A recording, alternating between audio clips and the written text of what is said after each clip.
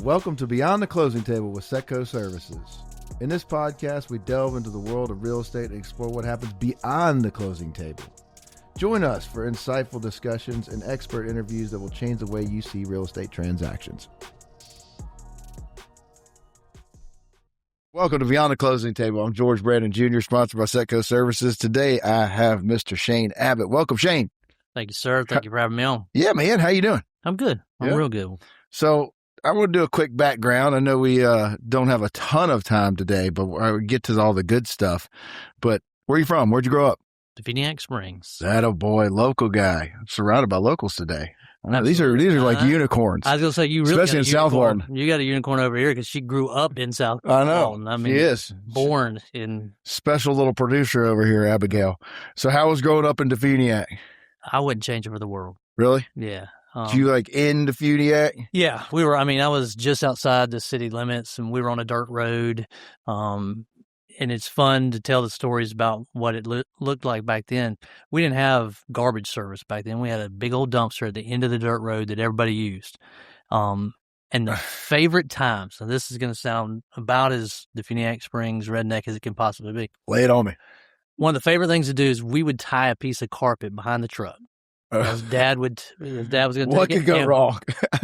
I mean, just a few broken bones. Yeah. But it's the funnest thing is him pulling us on that. So. Did you like to take the garbage? Yeah, or just put the garbage in the back of the truck. We'd tie a rope to the bumper of the truck and piece y'all of carpet. Go for a magic carpet ride, like it was, you're on a jet ski, yeah, trying to sling somebody off one of those inner tubes. It's just like pulling a tube. Absolutely. It hurts a little more when you fall off the carpet. A lot less when it was a dirt road, not pavement. Though, so. I got it. So, what'd your parents do?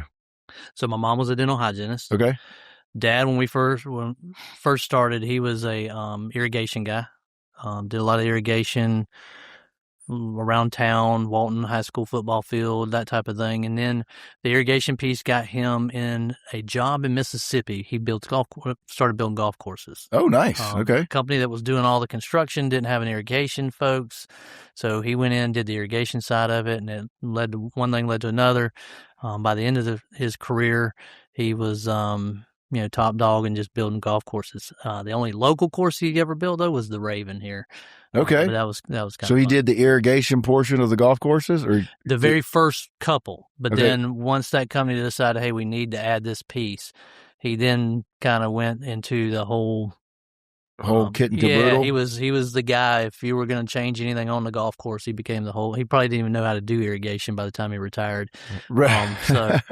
But yeah, that's cool. Yep. So, but still operated out of DeFuniak?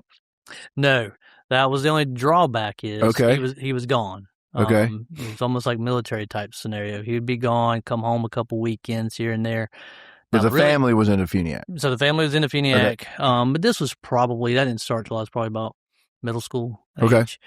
Now the cool part about that is every summer we would go stay somewhere new. Where he was building Where he was building at. Oh, that could be nice. Oh, yeah. It was really nice. My junior, senior, and freshman year of college, he was building a course out in Hawaii. Oh, okay. That took a little over 3 years. And so every summer we were out in Hawaii, and that was a lot of fun. Yeah, I bet. A lot of fun. Go. Supposedly, I have not been there. There's only one other beach in the world that has sand as white as ours. It's in Hawaii. But they also have green sand and black sand and red sand there. Sand. So I'll tell you what else they have. You almost got to wear, everywhere we were at, you had to wear shoes when you went in the water because that lava will eat you up. Really? Yeah. Not like the smooth rocks here in the Panhandle? No. But now you can fish in thousands of feet of water. Oh, yeah. 20 minutes out, right? Not even that. Yeah. Just that's amazing. Skip and a jump. You're out there. So I was intrigued by, I had Mike on here and like his lineage into DeFuniak. How'd your family come to DeFuniak? So that's the crazy story. I was actually born in West Palm Beach, and for some reason, my grandpa was visiting. They were living in West Palm Beach. His family was up in Alabama, and he wanted to start looking for some land to buy to leave for his kids. And somehow one day he drove through DeFuniak Springs, and he bought 40 acres. Really? And were you born at this point? No. Okay. No. So he had already. He buys that already. Then my mom and dad are married. They're all still living in West Palm Beach. I'm born there. I've I have a sister that was born there and a brother that was born there. And all of a sudden he wants to change the scenery and decides that we're going to go look at the land that Grandpa had bought. The Your 40 dad acres. wants to change the scenery. Yeah, he wants to change the scenery.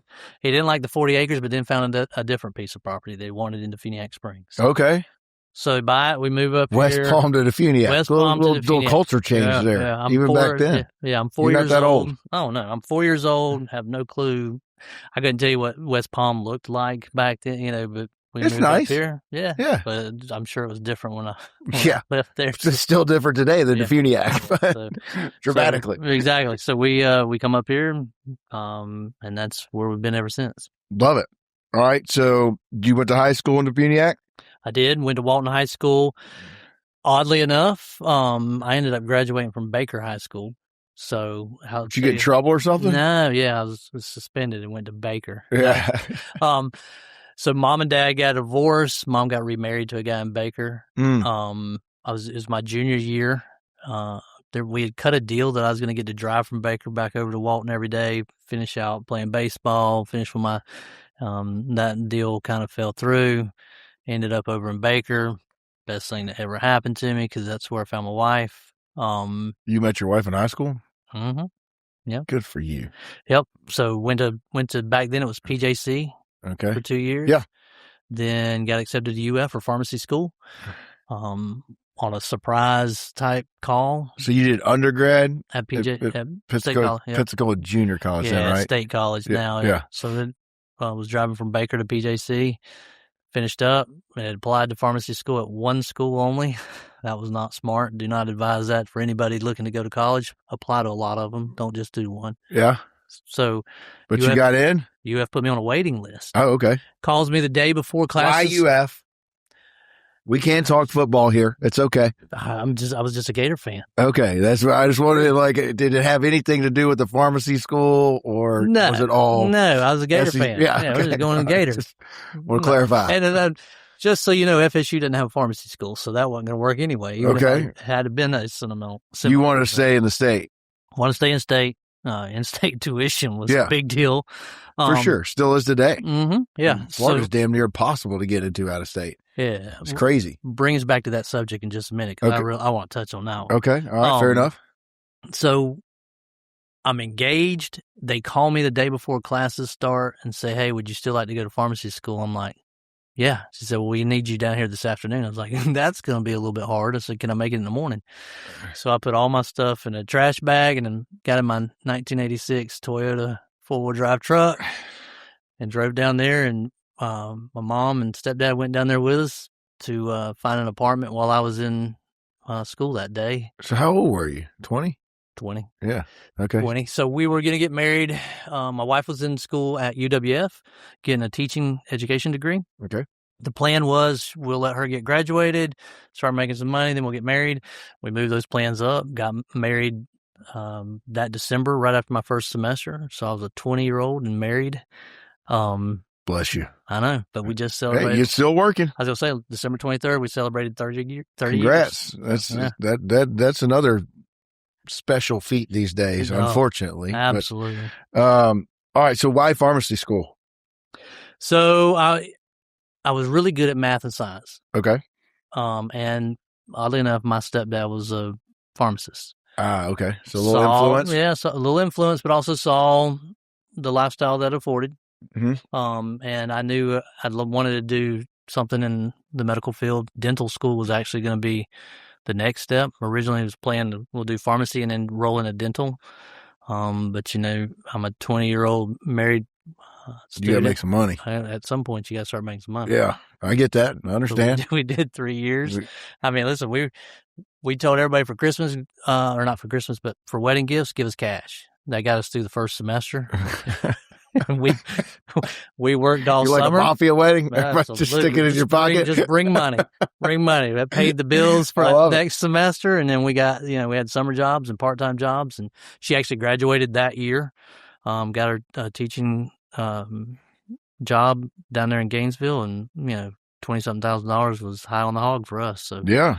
But then it was time to start making real money after that. So, all right. you graduate pharmacy school? What is it 2 years? Now it's a 4-year program. Okay. Back then, it was you could go get your pharmacy doctorate, which was a 4-year program. And I graduated in 98. You still had 98 and 99. You could still graduate with your bachelor's, but everybody was in the pharmacy doctorate program. And I had a older buddy in pharmacy school that had been married also. And he came up to me. We were getting ready to take finals our 3rd year. He said, "Hey, I just switched programs." I was like, "You can't do that." He said, "Yeah, you can." And he said, "Why do you want a pharmacy doctorate?" I was like, "I don't know. I thought that's what we're supposed to do." He said, "You're going to lose about $150,000. And I thought, "How?" He said, "Well, that last year's going to be graduate level tuition." He said, "And you're going to miss a whole year's worth of salary. And are you ever going to work in a hospital?" I was like, "No." He said, "Well, what are you doing?" So I went and saw my counselor in pharmacy school, and he said, "That's the best decision you ever made." So I did it in 3. Okay. So what's the difference? I mean, So I know the a doctorate is, but the difference back then was there was 3 more classes. Mhm. That was it. 2 electives and another pharmacology class. And instead of doing the 4 rotations like I did, you have to do 8. Okay. So Just another level it's of a money-making, education. another money-making machine. All right. That's what it is. See, there you go. Yep. Now they've turned all 4 years of pharmacy school into graduate level, so they're really making a lot of money now. Yeah. Well, we'll come back to the school system. Yeah. Because I had someone on here in the charity world who was very frustrated by that. But anyway, I digress. All right. So where'd you go after Gainesville? Did you come back to home. DFS? Came back to DFS. It was like a couple months before I was graduating. A local guy that had watched me growing up, and, been in a lot of my sporting events. He had a daughter that was a year younger than me. Contacted me and said, "Hey, I got an idea and a plan. You and Holly come sit down and talk with us and see if it works." It was Service Drugs back in DeFuniak, an independent that had been there forever and ever. Mm-hmm. So we came, had that conversation. So he sought you out. Mhm. It was an existing business. Yep. Okay. Yeah. And so it's too good to pass up. Plus, I doubt the DeFuniak spins off a ton of pharmacists. They didn't back then, for sure. But now they're. I'm not knocking. No, DeFuniak's growing. I'm right there downtown. I'm in it to win it. Yeah, I but know. I just don't think there's a ton of pharmacists coming out of DeFuniak. So there weren't, but now they're spinning a bunch of them. It's competition, huh? Yeah. I mean, fast forward. I worked the first 8 years in that business. Okay, you didn't own, or it wasn't. Well, I did bought into it. Okay. Then a different opportunity came about. Shifted gears and opened up another one with another partner, Carrie Cole, there in DeFuniak. She had grown up in DeFuniak too, and we opened up a pharmacy, the prescription place there in DeFuniak. Mm-hmm. And it took off right out of the gate. We just celebrated in January its 20th anniversary. So we totally local, right? Totally independent. Yep. No. The really cool thing there is, talking about spinning off pharmacists, we've now, in 20 years, we used to have kids that were still in high school come work the afternoons and different things like that. We've graduated so many teachers. We've now graduated 2 pharmacists, and we got 1 in pharmacy school now. So awesome. So it's really cool. Yeah. Yeah. And they come work there? So one of them did for a little while. Okay. And now she's got her own family, and she's working at another like a closed door setting pharmacy. The other one is one, we got one about to graduate. She just started this year. So she's going to have about 3 more years. She's going to be dynamic, and we're excited. Plus my son. My son graduated from pharmacy school 2 years ago. Congratulations. Yeah. He's in the family business? He's in the family business, and there's about a year. 2 shops. Is that right? Don't you have 2 locations? Yeah, we got 1 in Niceville. Okay, cool. So what's the difference? What have been your struggles being an independent versus, a big chain? Yeah, like a Wally World. That's the one I always kind of hear about competing with. PBMs, or what we call PBMs, prescription benefit managers. They're basically your pharmacy insurance. Yeah, it's all about the insurance companies. They're really my only competition. I say it all the time. You put us on the level playing field, we will destroy everybody in town because we care. Yeah. We know who you are. We know what your medicines are, and we care. Yeah. And it's a whole different level.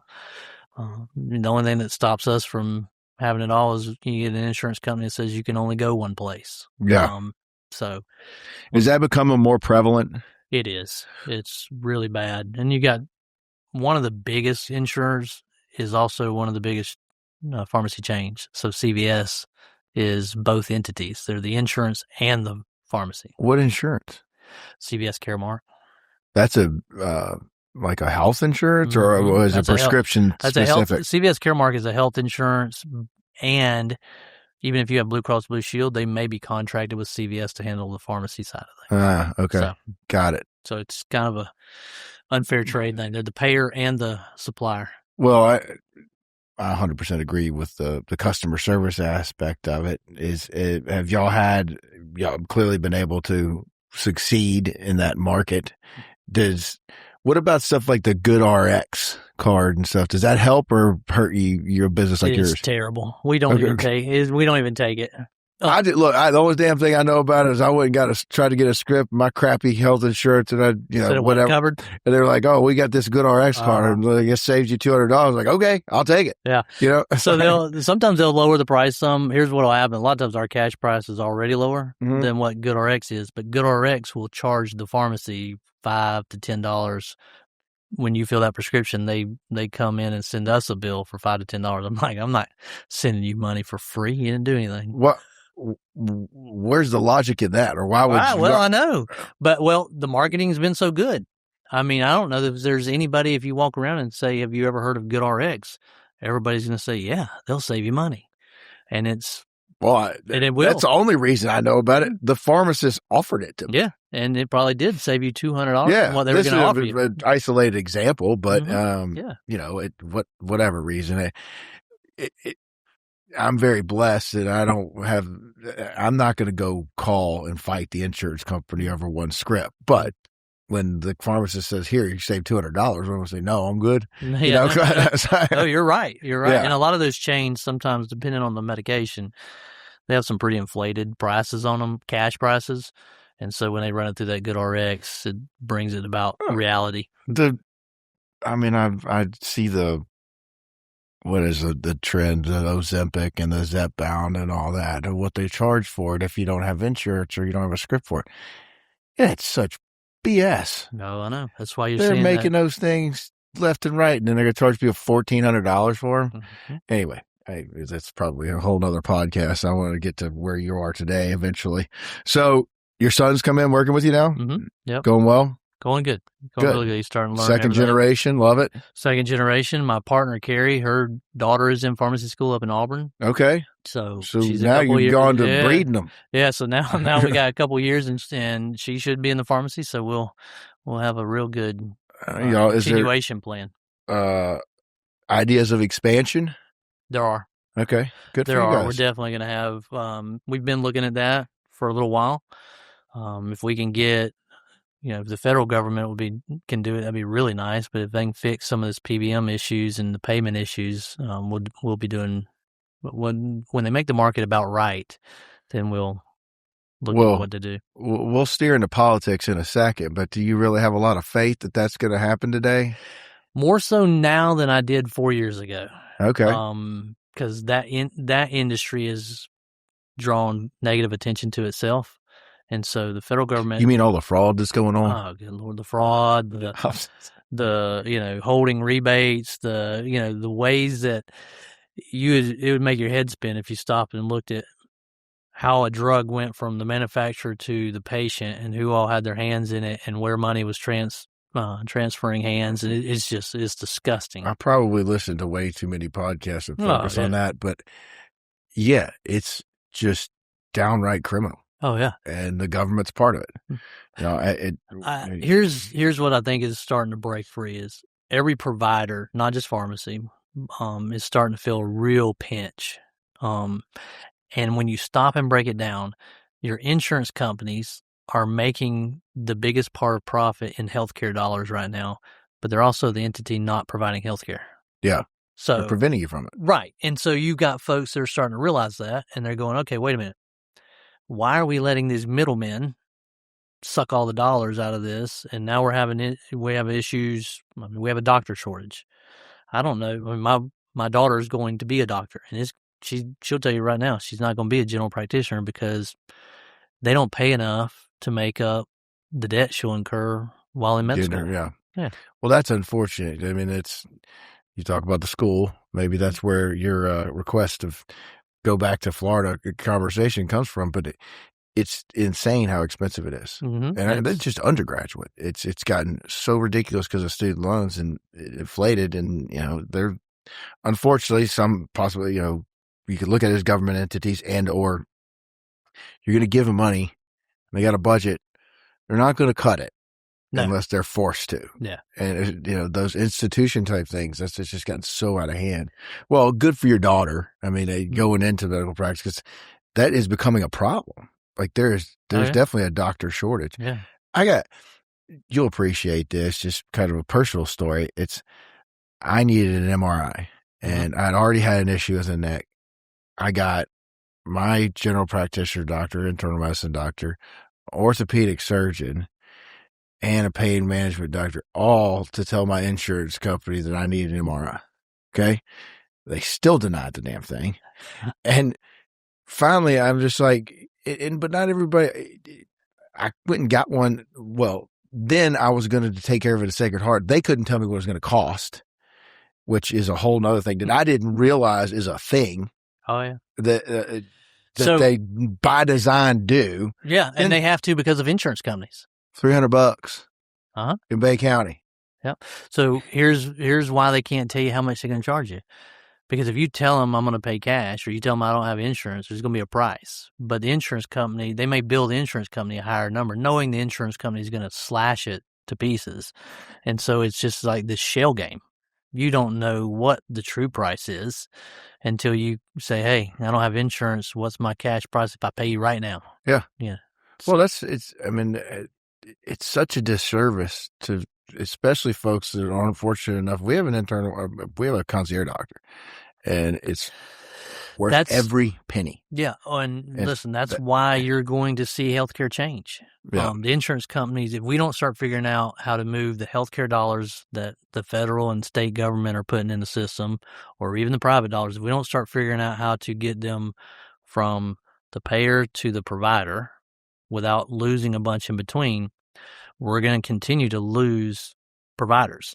And that's the new wave is concierge. Yeah. I mean, Niceville, we have several doctors over there that have moved to that whole thing. Well, and establishing a relationship of, it goes back to relationships. Oh, yeah. You have a relationship with a concierge doctor and they know you're going to take care of their customer. Mm-hmm. That's what we're paying for is that extra level of service. You go into a doctor's office, just a general practitioner or even some orthos. And I know several of them that told me, like, to make it work, I've got to see 50 patients a day. That's not customer service. That's just ticket taking. That's herding cows through. Yeah, exactly. So you decided at some point to go into politics. Was there a trigger or is something happen in business? So here's what I tell folks all the time is I was in a bad car accident. Mm-hmm. I hit my head really hard and lost all common sense. Okay. No. That's fair. I mean, I'm not going to argue. True story is I had a great buddy, Brad Drake, who had a whole disposition forever, but now he always was involved in politics his entire life. Me, the complete opposite.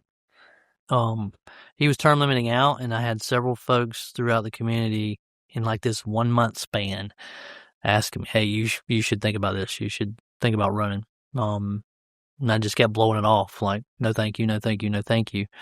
And then the sheriff actually called me one day and said, hey, I want to talk to you. I've heard something I need to talk to you about. I was like, this is one night he calls me. I was like, this is good or bad? He said, oh, it's not bad. I was like, good, because we mentor. Sound like a question I asked. Yeah. Or like, do I want to take this call? Yeah. Me and my wife mentor young men didn't have father figures, and I'm thinking, oh, man, which one of them's in trouble? I was like, can you tell me so that I'll sleep tonight? So go and we have breakfast and start talking. And he asked me to really think about it.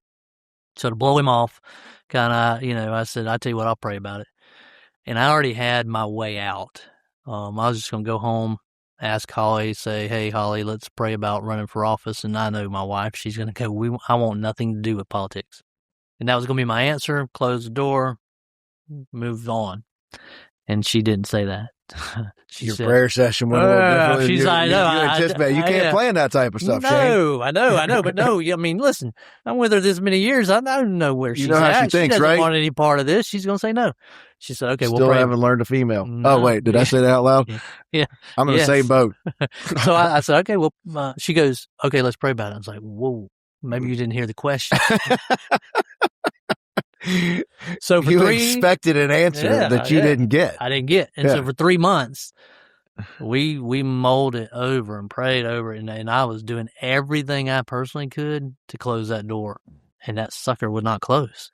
And so one day we were in Gainesville. My son was in pharmacy school down there, and he's got a whiteboard on the board that he uses to study. I said, all right, let's make this decision this weekend. I said, pros and cons, wrote it up on the board. Pros, how can we help our communities? What can we do for those that are in need in the communities? Can we make the communities better? Cons, what does this look like as a sacrifice for the family, the businesses, all that type of stuff? And the kids were the first one to say we're in, and Holly said we're in, and I was like, guess we're in.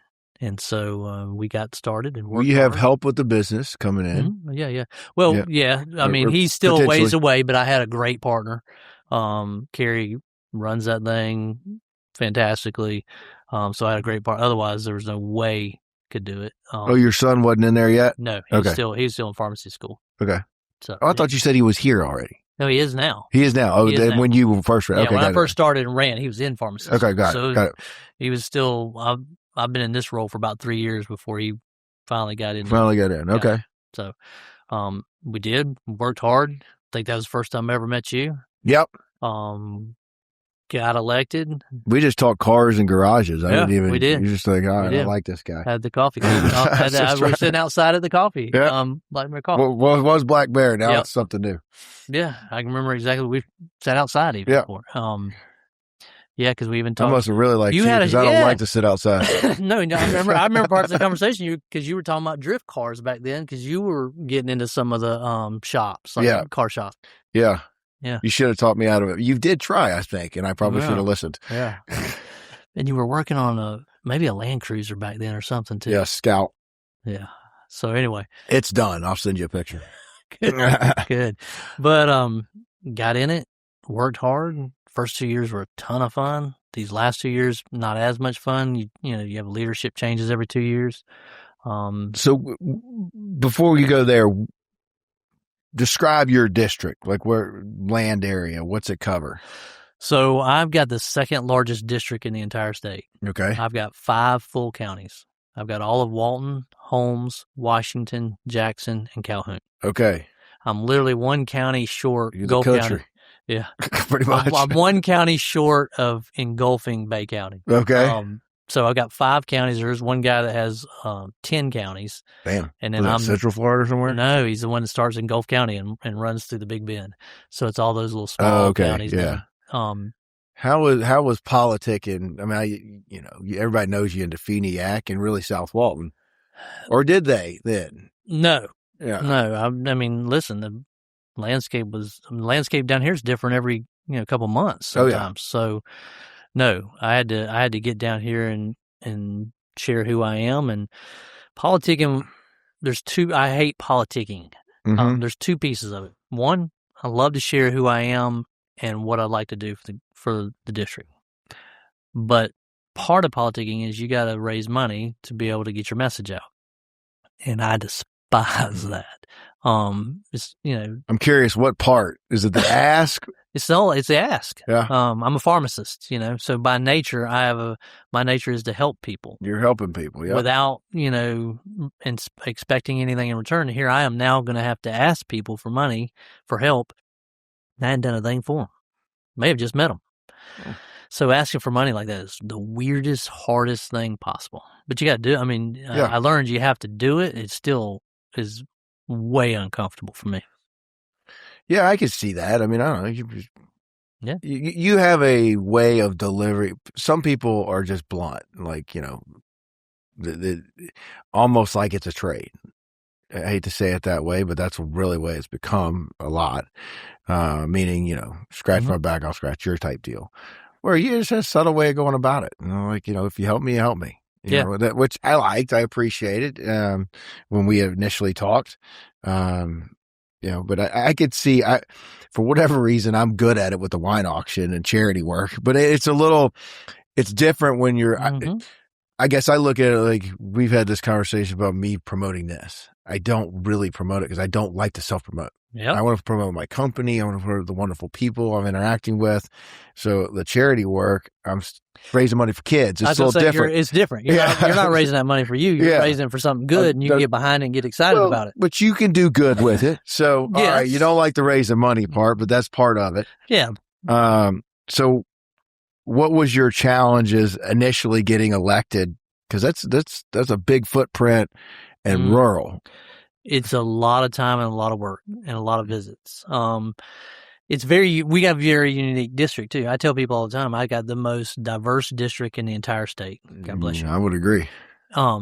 Because you have 30A, and then we can head 15, 20 miles north, and you can be in as many cotton fields and cow fields as you want.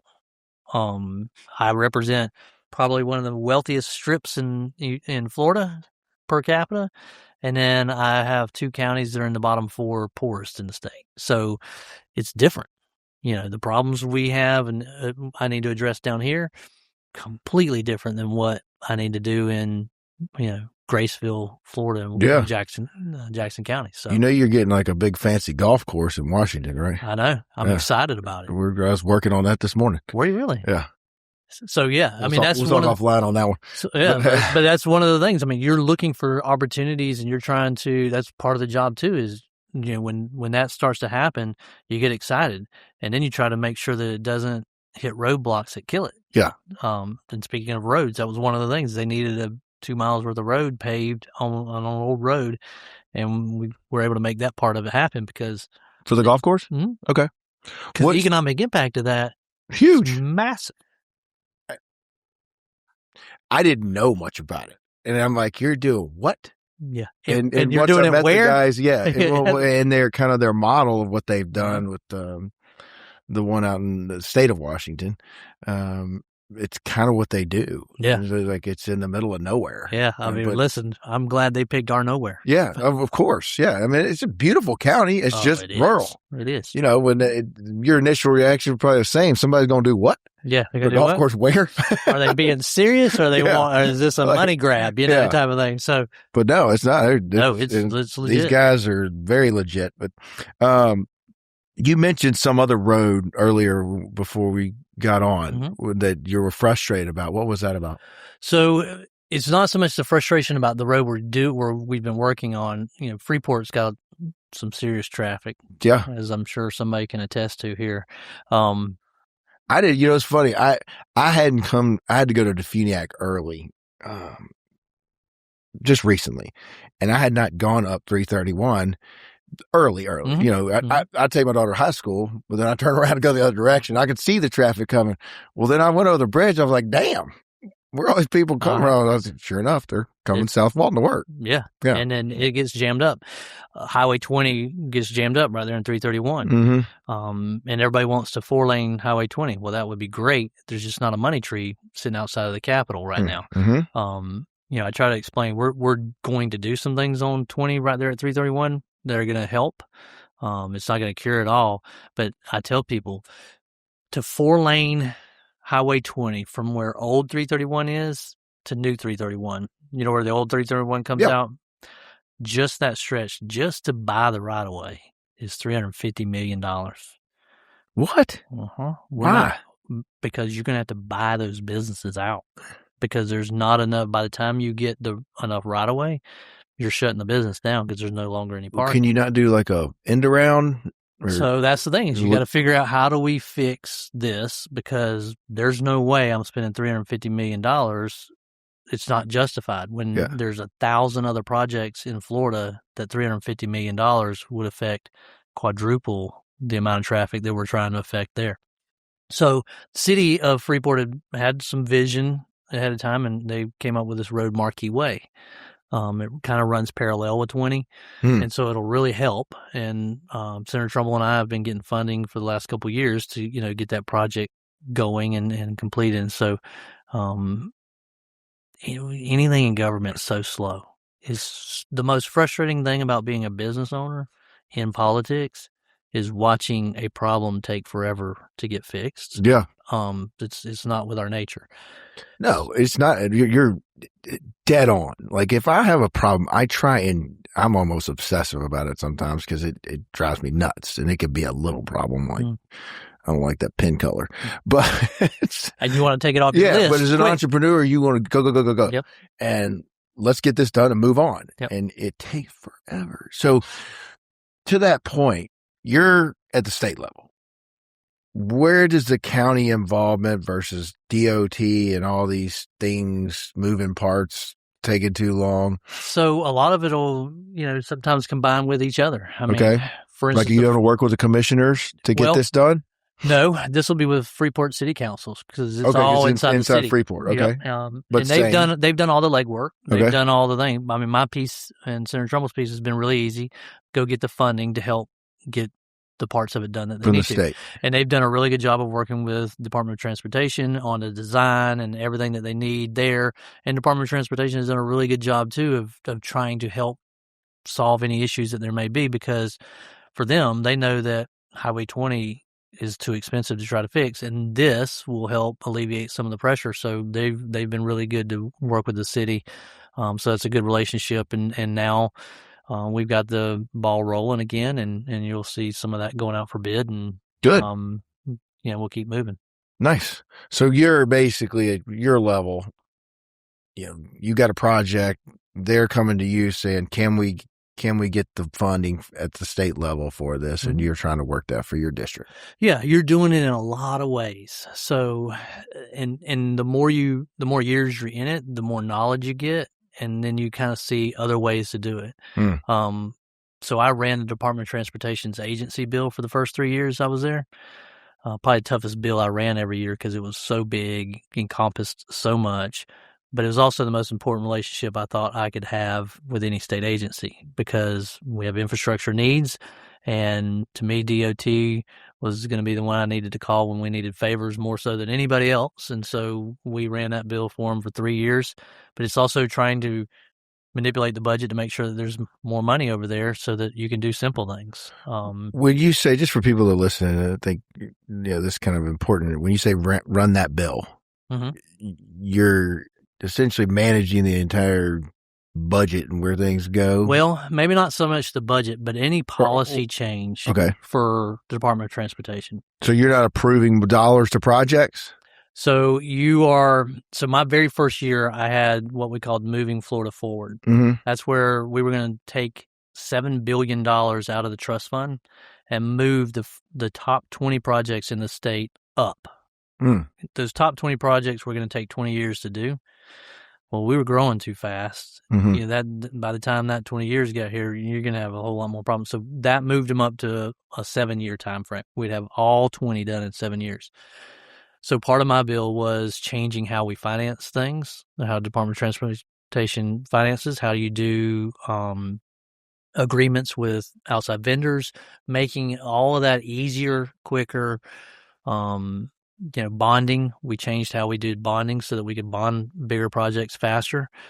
You just change all kinds of stuff. I mean, the last year's bill that I ran, we had vertiport stuff in it and all the stuff for, autonomous vehicles. Nice. Yeah. So we were talking about yours today. Yeah, exactly. You're making fun of me, my Tesla. Now you're signing bills with autonomous vehicles. Listen, I mean, come on, Shane. Listen, it's not going to be long. It drives me around. It's super cool. Yeah. Well, it won't be long. Coming from me. I mean, come on. It was, yeah. I mean, I was in Orlando about a month ago, and one of those dang Waymos came by. I thought, what is that? I thought this is like a weather car or something. It's got all these sensors everywhere. And it drives by and there's nobody in the car. I was like, what? And then I saw the thing. I was like, oh yeah, I passed a bill that helped that. But it won't be long for probably in the next couple of years, you'll be able to get on a autonomous helicopter and fly from Orlando to Tampa. And that was a lot of the work we did. Now, my bill turned political every year. You sit there and go, well, how can an agency bill be so controversial? All 3 years, it was right down party lines. Why?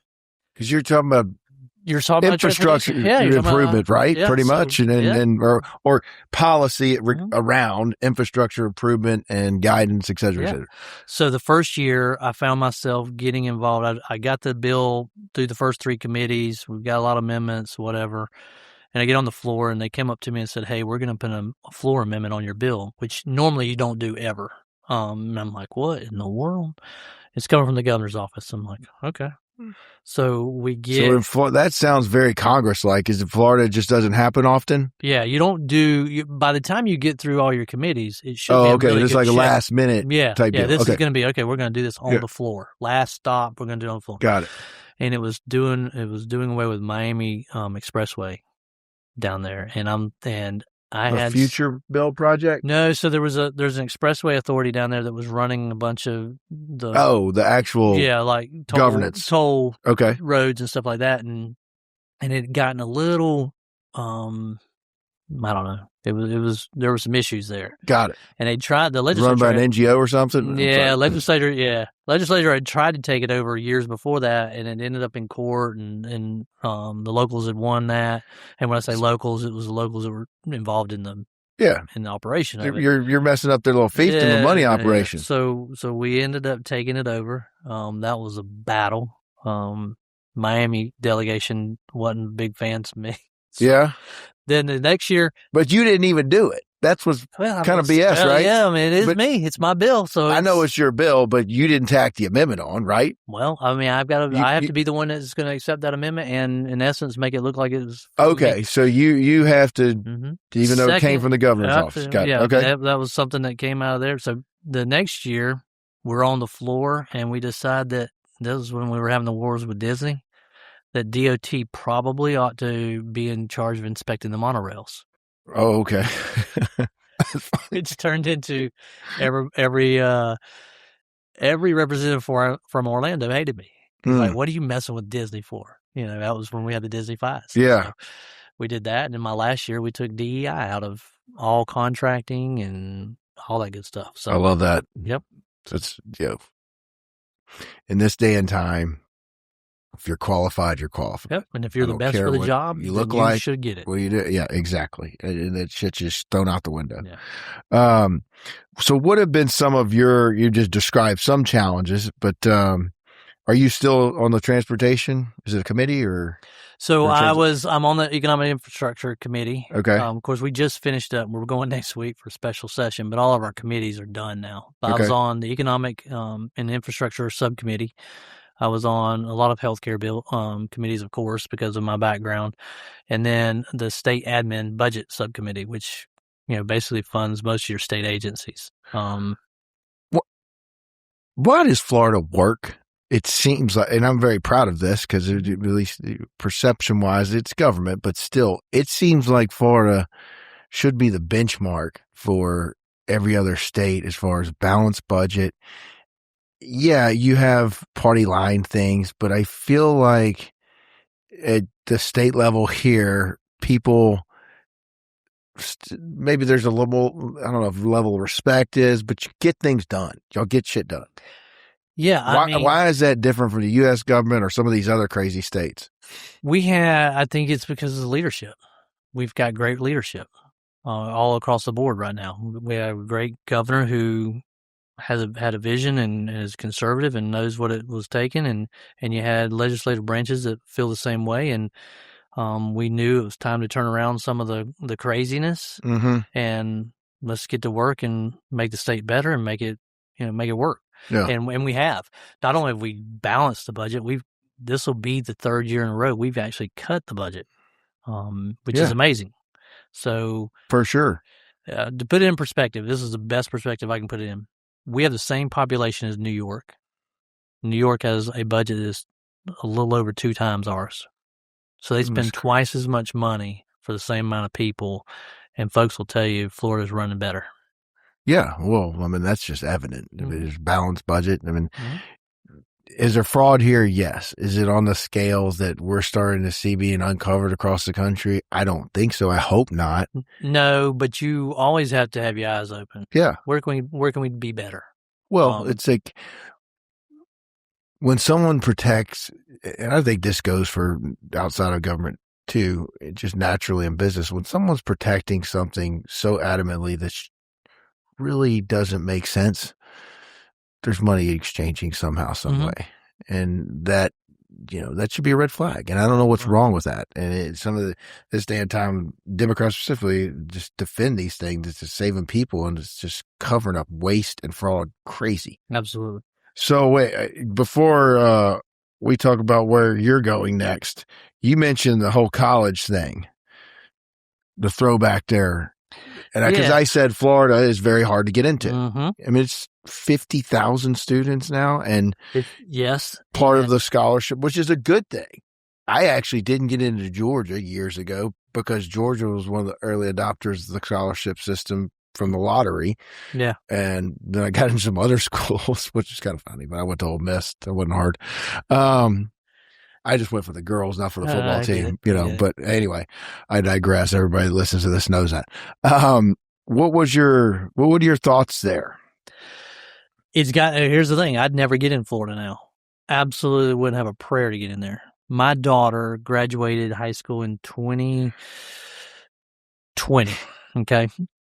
She had a 32 ACT, like a 4.65 or 4.7 ACT. She already had her AA before she graduated high school. I mean, she's the rock star of our household. This is one where any college in the United States would want to take this girl because she's going to be successful and she's going to work hard and she's going to do all this. She was a Taylor Haugen winner that year. First one from Walton High School, all the accolades. She got accepted to Florida, which was fantastic. She gets there, and I think she may have been like the only one in the county that year that got accepted to UF. It was the craziest thing. She gets there, and I look at the statistics. The average that year, freshman coming in, was a 4.55 GPA and a 33 ACT score. That was the average. I mean, I told her, so she was basically average. Yeah. You're like, I'm not discounting your daughter, but but you're average. Yeah. And I'm thinking to myself, wait a minute. Could you get a 4.4 when you went to high school? No, we didn't have all the stuff back then. We didn't have it. One of my kids has got like a 5 or something. I'm like, how the hell did you even get that? Yeah, it's crazy. She's only in 5th grade. It is. It's fun. I mean, with all the some of this, it doesn't make sense to me. AP and dual enrollment and all that kind of stuff. But I mean, listen, FSU back in the day was like, okay, if you didn't get into UF, you're going to get into FSU. Jeez, FSU's average now is like 28, 29 on the ACT. I'm thinking, where are my regular kids going to go to school at? Yeah. But then I've got a solution. It's a good point. I mean, what's your solution? So this is one of the things I ran on, and I haven't accomplished it yet, and I'm going to accomplish it before I get out. And that is, I want every high school to have workforce certifications in the school. So I want a kid to be able to graduate high school with a plumbing certification. Yeah, I think it's great. HVAC, all that. Listen, the kid that rides a yellow school bus may not ever step foot in another classroom once they graduate high school. So while I've got the transportation handled, everything else, and I've got them coming to a building where they're expecting to learn and they expect that they're going to be learning something, why wouldn't I give them something that's going to give them a chance to succeed? So that's my goal. And there's a need. Oh, there's a huge, huge our county alone, plumbing, electrician, welding, LPN. I mean, you can start even, on the low end of the nursing thing. And then if they want to, they can move up, but get them something that's going to give them a true working chance. So. Well, and if they've got the least bit of entrepreneurial spirit, you start out as an apprentice or whatever, you go into plumbing. Yeah. Okay. Then the next step, buy your own truck. Yep. Exactly. Now you buy your second truck. Now you got your own company. That's the whole, you're spot on with the whole thing. So if you fast forward up to DeFuniak, this is how I see it envisioned in my mind, and especially for my four rural counties is, like, you're in DeFuniak and a kid just graduates high school, and in 6 months he's driving around in this nice new truck. All right. Guess what everybody else in the high school recognizes? Hey, dude, how'd you get that truck? Yeah. Listen, I graduated with that plumbing certification, and I'm making this much money an hour, and I'm working. So guess what happens to the guidance counselor's office the next day? They're like, hey, how do I get into plumbing? Yeah. How do I get into electrical? Whatever it is, and so, and then you're right. We get some of those out, and then some of those are going to become business owners. Sure. And then they're going to employ the next group of them. And so natural progression. Yeah. Are there programs out there that you know of? There other are parts of the state, or there that are you can there are model some after? Yes, there are some that like over, I think it may be in Gulf County, but there's a couple of them that have built stuff on site. Let's take Walton High School. They're just a hop, skip, and a jump from the technical college. Mm-hmm. So how do we integrate that? And to implement it statewide, I'm going to give the school districts the opportunity to figure it out. To be honest with you, do you want to do it through a technical college that's in your backyard, or do you want to do it with a private partnership? Do we have a trucking industry that wants to identify a school that they want to put commercial CDL license training in, or heavy equipment training in? And so I'm not going to limit how they do it, because I want them to get creative. And 5 years afterwards, we might figure out this is the best model, and how do we replicate it? It just made me think of, I sit on the Emma Lagasse Foundation board, and they go put in kitchens in schools. That's part of what they do. And they're developing chefs. Exactly. And you get them interested in culinary, and not every kid's going to be interested in cooking. No, but if you got 3 or 4 that can go open their own restaurant eventually. How smart is it that at South Walton High School we would put something like that in, or even a hospitality certification of some sort? And love that. You got to. Here's the one thing I do know. If I want the economy to grow, I got to diversify on different things. And especially thinking about my other counties, this is the difficult part about where we live, is we're competing against Alabama and Georgia for businesses. And they will incentivize them. Like, they'll give away the property, they'll give away the infrastructure, the water, the electric, they'll incentivize them. We don't in Florida. Now, I've tried to convince, the uppers that we need to start doing that. But it's hard to argue when Florida is the fastest growing economy. It's creating more jobs than anybody else, and we don't incentivize. It's kind of hard to convince them that we need to. Yeah. But if we're going to... I get that. Yeah, and it does. It makes sense. Yeah. But I'm also going to lose every OSB board plant that's looking at our area or whatever. So one of the things I think would make us competitive is everybody's looking for a workforce. Okay, that's probably the biggest need in the entire. Yeah, me too. I got a job out right now. We do too, and I'm sitting there going, all right, how do we make this attractive? Well, we start graduating a workforce from our high schools. That's going to be something that gets noticed, and then your industries are going to start floating down and say, hey, can you put our program in your school? And if so, we would like to put our plant in your backyard. And so that's one of the goals. Well, and call it selfishly for South Walton, I'll say that. We're already at a point where, because of the traffic you're seeing from Freeport, where some people can't afford dual income houses, they can't afford to live south of the bay. Yep. Whatever. But have good jobs, good workers. And if that service industry is not supported to support our tourism, you're talking about stuff like plants up north, but if we don't have the workforce to be and the place for them to live, I think people will commute for a good job and they'll come south of the bay. But if we don't do something about that, your service starts suffering, and the people will start looking at other places to go visit. That's the trick. You're right, and here's the thing: you always want to diversify, but you also better not ever lose sight of what is the number one economic driver for Walton County. It's the white sand. Yeah. So you got to recognize that. And yes, we need to diversify so that we don't have a big blow anytime that suffers, but you got to recognize it, and you got to support it, and you got to figure that out. And you're right. Affordable housing is one of the hardest things to do. I tell people all the time, I can't fix affordable housing in South Walton because by the time you buy the dirt, affordable has left the building. Yeah. It doesn't exist. Yeah. It's not I can't ask somebody to rent a place for $850 a month when you can get $850 a night. Yeah. It just doesn't make sense. So how do you, that's some of the things that the state has been working on. How do we make this affordable so that, there's a work staff probably down here that's coming from Alabama. Oh, yeah. They're living in Alabama. So how do we do the best we can to address all those problems and situations? So. Well, I'm so high on DeFuniak because the natural progression of this county is going to be up 331. Yeah. Now, how we manage that, that's probably, you can come back for another podcast, because I know we got a hard stop. That'll be a couple hour one. Yeah, there. we're going to get into the county commission, because it's, I have my frustrations like everybody does with government, but Shane, it's like every state, we have our problems and can always be working to do better and improve things. But I think we're very blessed to be able to live in Florida.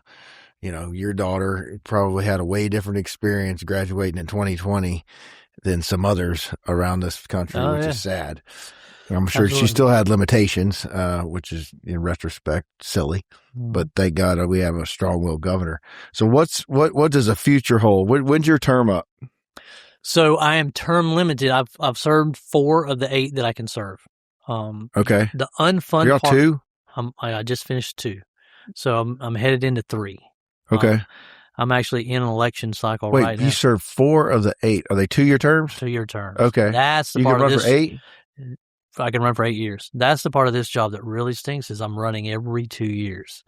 And so can I ask you something about that? And I'll try to keep it brief.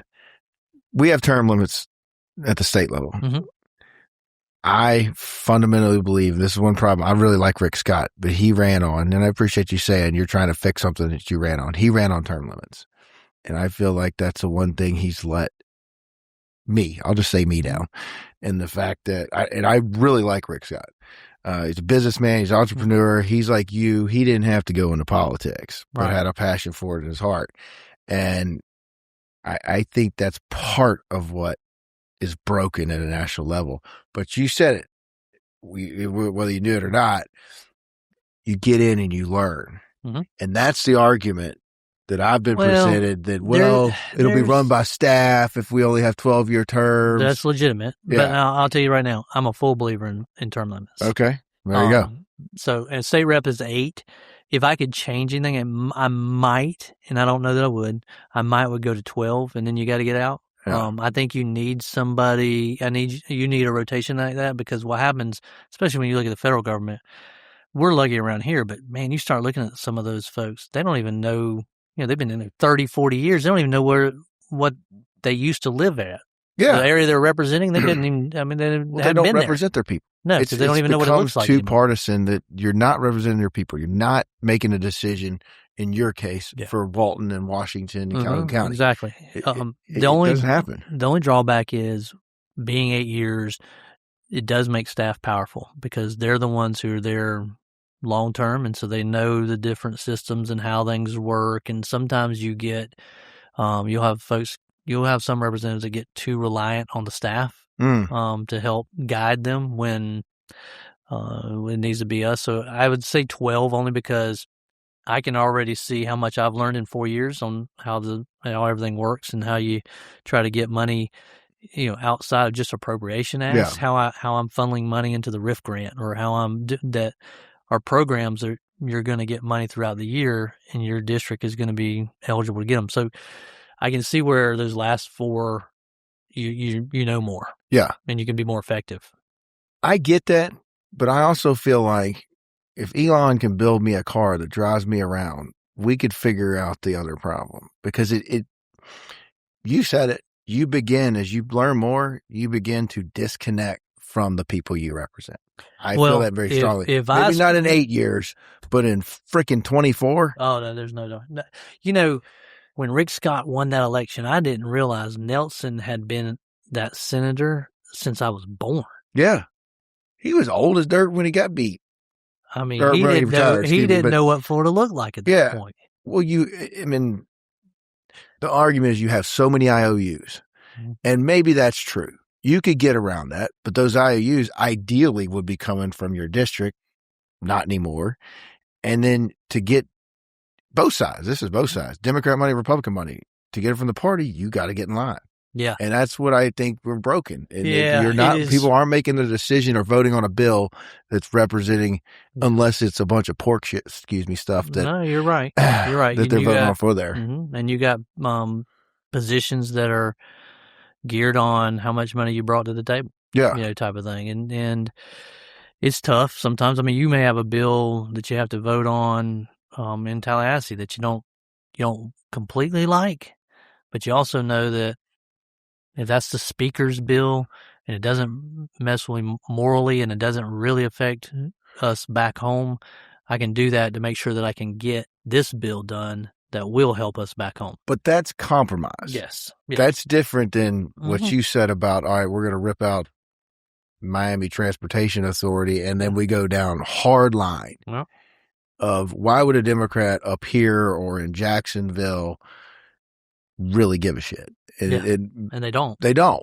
But you're going to toe the party line, or we're not going to give you money. And I just feel like that part of it's broken. I'm sorry. No, there's no doubt. Listen, one of the best. I'm definitely negative on a few things today. No, there was probably one of the best feelings I had up there.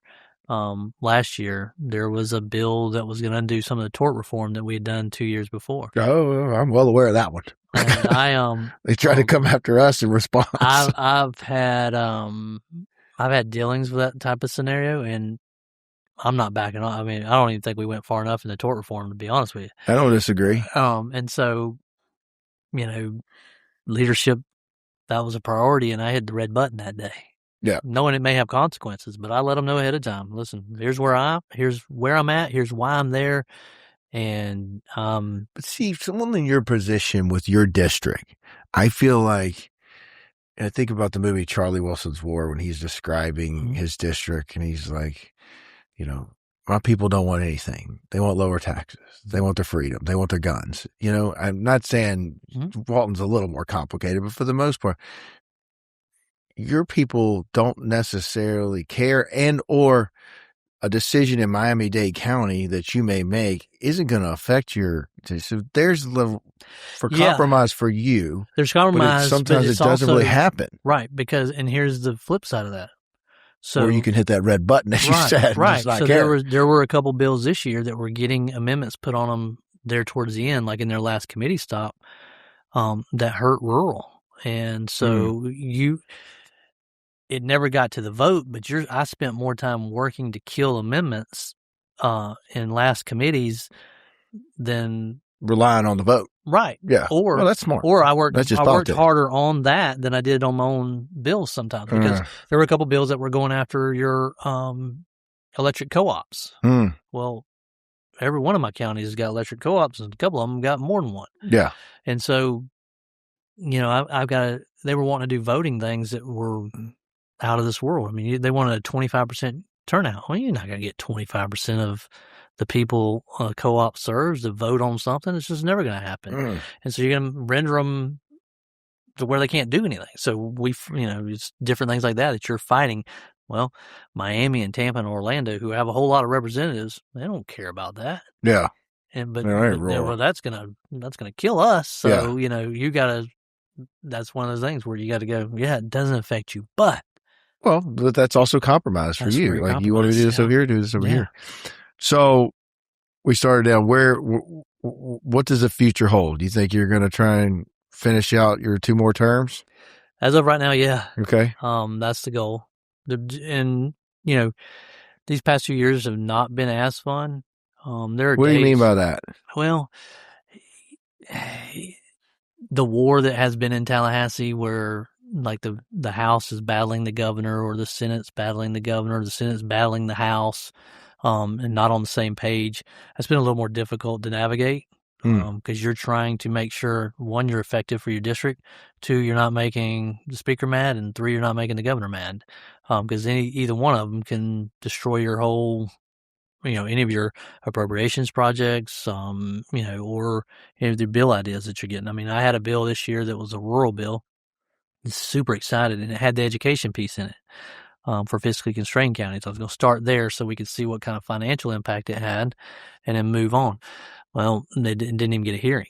The speaker's not a huge fan of the rural piece, and the Senate president is, and so there was a little rift there, and that bill didn't even get heard, and so you get every once in a while you got to stop and go, man, that just frustrates me. But then you get a call. Take your wins and your losses. Yeah, but then you get a call from a constituent that says, hey, I need some help with this. The agency won't give me my license. I've turned in the application months ago. I make one phone call and it gets fixed for somebody, and it changes their life. Yeah. One of the best stories I ever had is we had a young man who we thought had leukemia. Pensacola had thought they did, and it was going to be months before they could get into Mayo or Moffett. I asked them which one they would prefer. You'll never hear me say this is Representative Shane Abbott. You just hear me say I'm Shane. But that was one of the phone calls where I called Mayo in Jacksonville and said, hey, this is Representative Shane Abbott. Yeah. I got a kid. I need to get over there. And they said, can you be in the emergency room in the next 5 minutes? Or I said, no, not in 5 minutes, but about 5 hours he can. Yeah. Parents took him over there. I mean, you were talking about a 20-something-year-old kid. They met him in the emergency room, admitted him, tested, and then had the specialist there the next day and started chemo, I think, day 2. That's awesome. He was there for 5 or 6 months.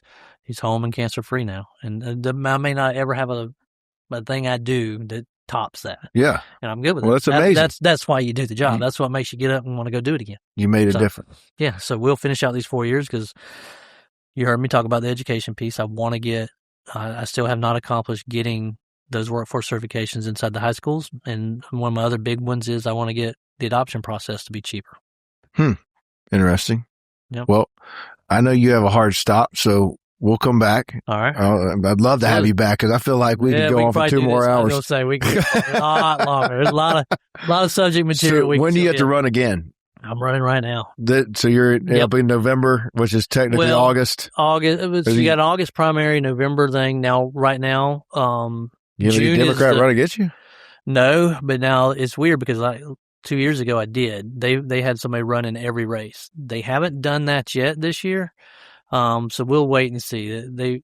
Their goal usually is to at least have a Democrat in every single House race, which is dumb because you're never going to win up here. No, I know. You're just not going to. That's why I said August, but is there any primary against you right now? Not right now. We got till June, whatever, and we'll see. I think they got to throw in.